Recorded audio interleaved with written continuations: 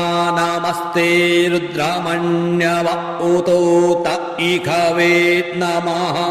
बाहुव्यां मुतते नमः जाते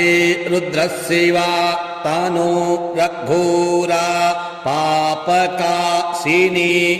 तया दशतन्वा सन्तमया गिरिसन्ता विचाकशीः जामिखोङ्गिरिसन्तहस्ते बिभर्खस्तावे शिवाङ्गिरित्रतां कुरु मा यज्ञं सीः पुरुखं जगत